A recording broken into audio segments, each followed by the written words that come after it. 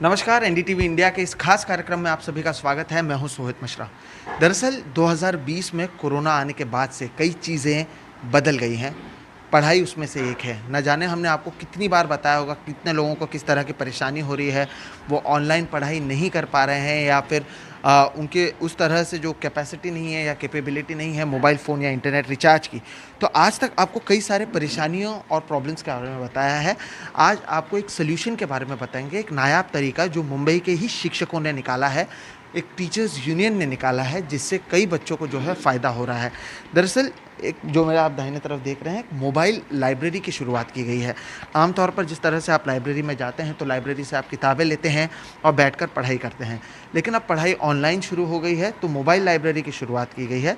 यहाँ पर बच्चों के लिए मोबाइल फ़ोन, इंटरनेट और साथ ही साथ ईयरफ़ोन्स की सुविधाएँ की जाती हैं। सोशल डिस्टेंसिंग का ख़्याल रख के लोगों को बिठाया जाता है और जितने भी घंटों की स्कूल, किसी के 8 से 10 बजे तक या किसी के 8 से 12 बजे तक की स्कूल होती है या 3-4 लेक्चर्स होते हैं, तो उन्हें उतने समय के लिए मोबाइल फ़ोन यहाँ पर दिया जाता है, जिसमें वो बैठकर पढ़ाई कर पाते हैं।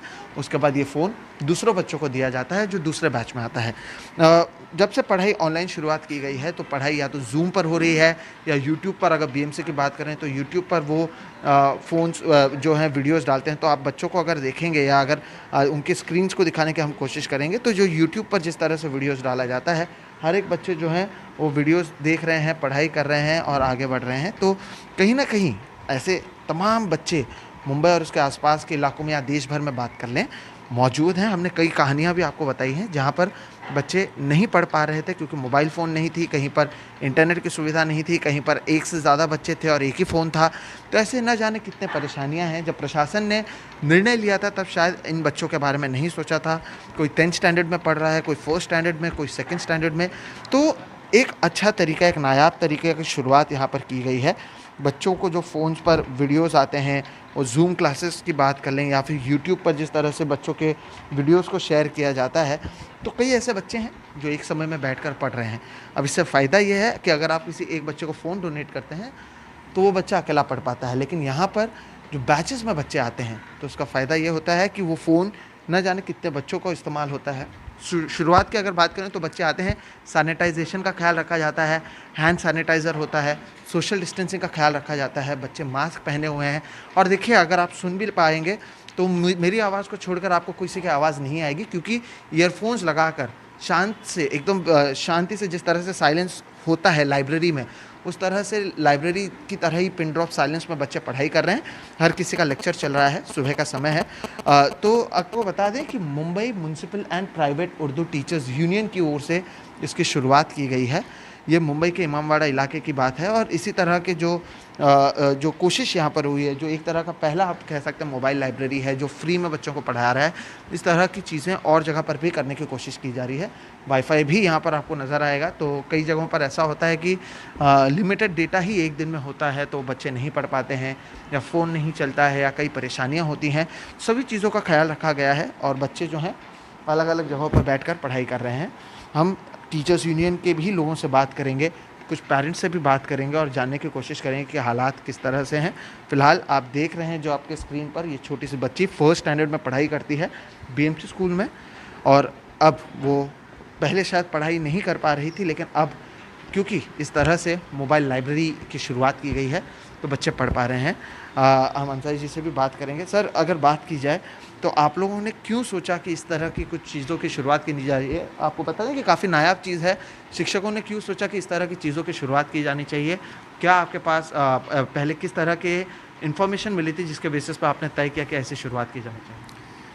देखिए, सडनली लॉकडाउन हो जाने की वजह से स्कूल जो था वो ऑनलाइन पर आ गया। ऑनलाइन पर स्कूल आने के बाद जो है बच्चों को शिक्षा देना भी ज़रूरी था। As per the right to education act 2009, 6 साल से 15 साल के बच्चे को एजुकेशन देना उनका फंडामेंटल राइट्स है। तो लॉकडाउन में ये राइट से लाखों बच्चे वंचित हो रहे थे और हमारे टीचर्स ने हमको बताया कि ऑनलाइन क्लास में बहुत कम बच्चे आते हैं और वो एजुकेशन नहीं ले पा रहे हैं। तो टीचर्स ने उनको जा कर के उनके पेरेंट्स से मिल कर के जब उसका रीज़न मालूम किया, तो पता चला कि उनके पास मोबाइल फ़ोन नहीं है, स्मार्ट मोबाइल फ़ोन। क्योंकि स्मार्ट मोबाइल फ़ोन पर ही बच्चे इसका एजुकेशन का लाभ ले सकते थे और वो नहीं होने की वजह से बच्चे एजुकेशन से वंचित रह रहे थे। अब बहुत से पेरेंट्स ऐसे हैं जिनके पास रिचार्ज तक का भी पैसा नहीं। तो ये बहुत दुर्भाग्य की बात थी कि हमारे बच्चे एजुकेशन हासिल नहीं कर पा रहे थे, और कुछ पेरेंट्स ने तो अपने बच्चों को काम धंधे पर भी लगा दिया था, और चाइल्ड लेबर भी बढ़ने का हमको डर लग रहा था कि बहुत से बच्चे जो है एजुकेशन से हटाकर काम धंधे पे पेरेंट्स ने उनको लगा दिया था।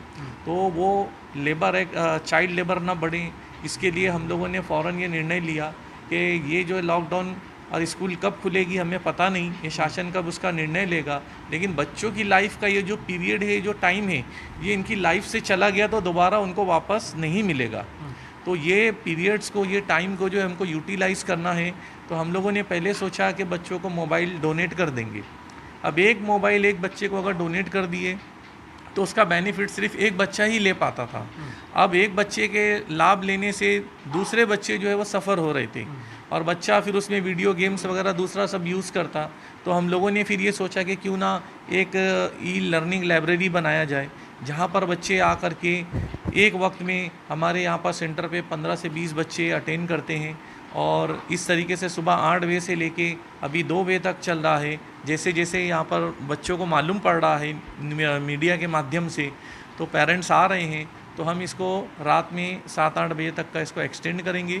यहाँ पर वाईफाई की फैसिलिटी है, हर चीज़ की फैसिलिटी है, हमारे टीचर्स यहाँ पर मौजूद रहते हैं। बच्चों को कुछ प्रॉब्लम है तो बच्चे यहाँ पर टीचर्स की हेल्प से वो अपने प्रॉब्लम को सॉल्व करते हैं।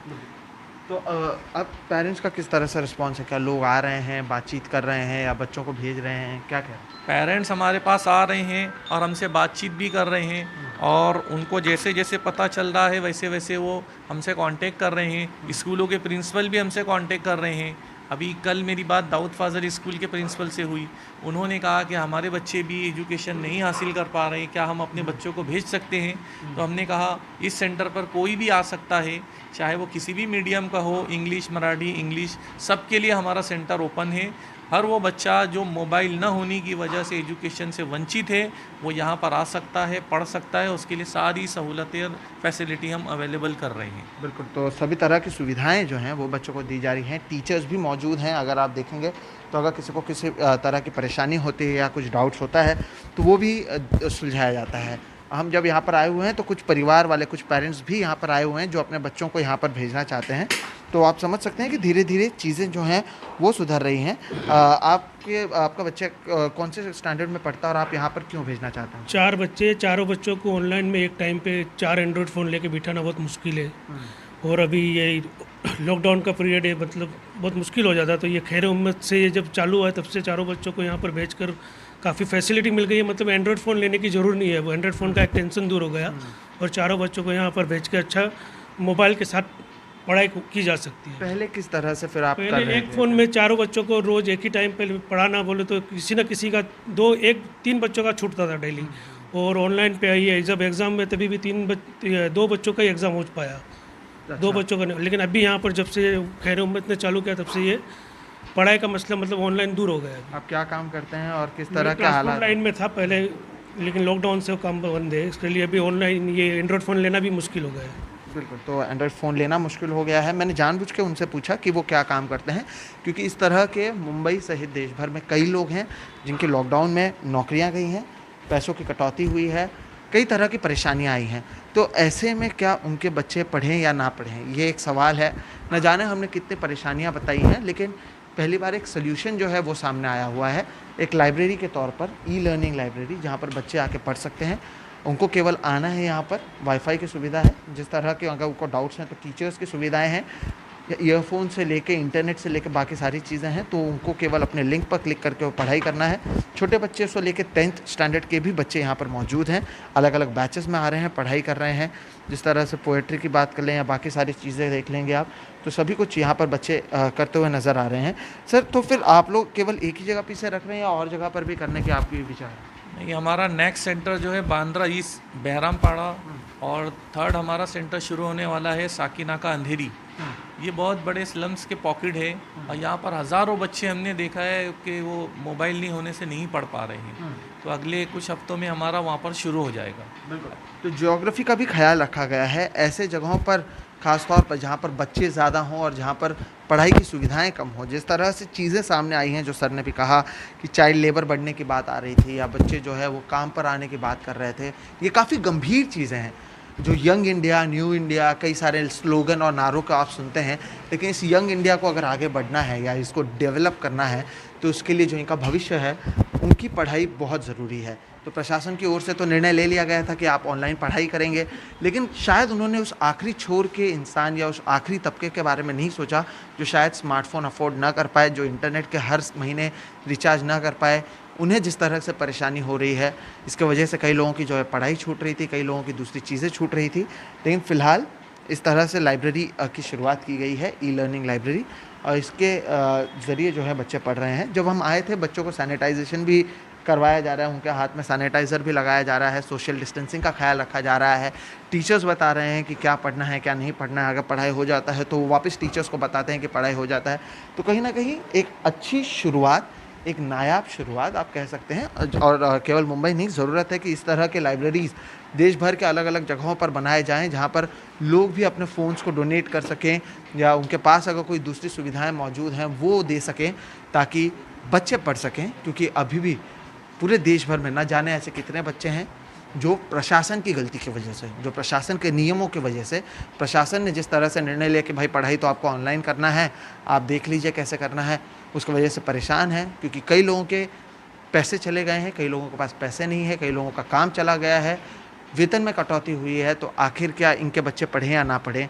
तो छोटी उम्र में जब बच्चों को भी अगर आप वो डिफरेंस बता पाएंगे कि अगर वो बच्चों को समझ में आता है कि उनके पास फ़ोन नहीं है इसलिए वो पढ़ाई नहीं कर पा रहे हैं, तो कहीं ना कहीं इसका भी असर होता है। लेकिन फ़िलहाल इस तरह के सुविधाएं, इस तरह के सल्यूशन और बाकी चीज़ों की ज़रूरत है ताकि बच्चे पढ़ सकें और चीज़ें हो सकें।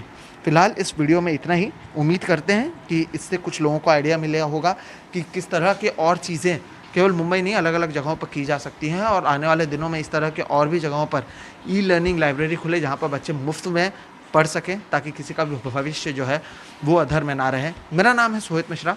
कैमरे के पीछे जो सबसे ज़्यादा काम करते हैं, जिनके नज़रों से आप ये सब देख रहे हैं, उनका नाम है प्रवीण जी रोहित। हम दोनों की कोशिश यही है कि ज़मीनी स्तर पर क्या अच्छा या क्या बुरा या किस तरह से केवल प्रॉब्लम्स नहीं, जो सल्यूशंस हैं वो भी आप सभी लोगों को बताएं, ताकि आप समझ सकें कि क्या कुछ हो रहा है और प्रशासन ने वाकई कुछ किया है या लोग कर रहे हैं। जिस तरह से अब टीचर्स को जो है सामने आना पड़ा है खुद से, और वो अब इस तरह के काम करते हुए नज़र आ रहे हैं। अगर आप इस वीडियो को यूट्यूब पर देख रहे हैं तो आप इस तरह के वीडियोस देखना चाहते हो तो एनडीटीवी इंडिया को सब्सक्राइब करें, इसे अपने दोस्तों के साथ भी शेयर करें। अगर आप इसे फेसबुक पर देख रहे हैं तो आप फेसबुक पर भी इसे लाइक कर सकते हैं, शेयर कर सकते हैं, ताकि ज़्यादा से ज़्यादा लोगों को पता चले कि केवल परेशानियाँ ही नहीं, सोल्यूशन भी मौजूद है। जो शिक्षक बच्चों को पढ़ाते हैं उन्हें नहीं अच्छा लगता कि उनके बच्चे जो हैं वो पढ़ाई ना करें, और इसलिए वो एक सोल्यूशन लेकर भी आप सामने आए हैं, जिसे आप मेरे पीछे ई लर्निंग लाइब्रेरी के तौर पर देख रहे हैं। फ़िलहाल इस वीडियो में इतना ही। नमस्कार।